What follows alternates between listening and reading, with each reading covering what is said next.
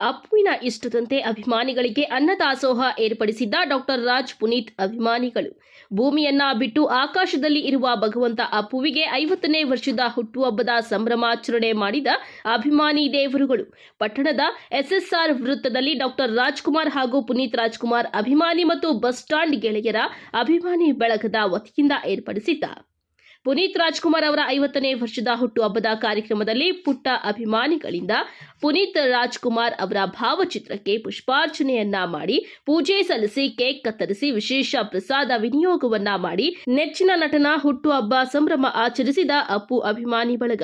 ನಂತರ ಪಟ್ಟಣ ಪಂಚಾಯಿತಿ ಮುಂಭಾಗದ ಅಪ್ಪು 50ನೇ ವರ್ಷದ ಹುಟ್ಟುಹಬ್ಬದ ಅಂಗವಾಗಿ ಏರ್ಪಡಿಸಿದ್ದ ವಿಶೇಷ ನೃತ್ಯ ಕಾರ್ಯಕ್ರಮದಲ್ಲಿ ಪುಟಾಣಿ ಮಕ್ಕಳು ಪುನೀತ್ ರಾಜ್ಕುಮಾರ್ ಅವರ ಚಿತ್ರದ ಕೆಲವು ಗೀತೆಗಳಿಗೆ ಕುಣಿದು ಕುಪ್ಪಳಿಸಿದ್ದು ನೋಡುಗರ ಕಣ್ಮನ ಸೆಳೆಯಿತು.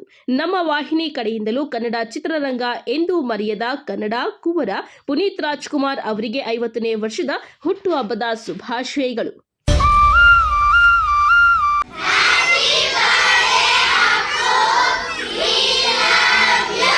ರಾಜ್ಕುಮಾರ್ ಅವರು ಎಲ್ಲೂ ಹೋಗಿಲ್ಲ, ನಮ್ಮೆಲ್ಲರ ಹೃದಯದಲ್ಲಿದ್ದಾರೆ. ಅವರು ಮಾಡಿದಂತಹ ಕನ್ನಡ ಸೇವೆ, ಅವರು ಕೊಟ್ಟಂತಹ ಅದ್ದೂರಿ ಚಿತ್ರಗಳು ಹಾಗೂ ಅವರು ಗೊತ್ತಿಲ್ಲದೆ ಮಾಡಿದಂತಹ ಒಂದು ಸೇವೆ ಹಾಗೂ ದಾನ, ಇದು ನಮ್ಮ ಕನ್ನಡಿಗರ ಹೃದಯದಲ್ಲಿದೆ. ಪಕ್ಕದ ರಾಜ್ಯದಲ್ಲೂ ಸಹ ಇದು ಪ್ರಸರಿಸ್ತಾ ಇದೆ.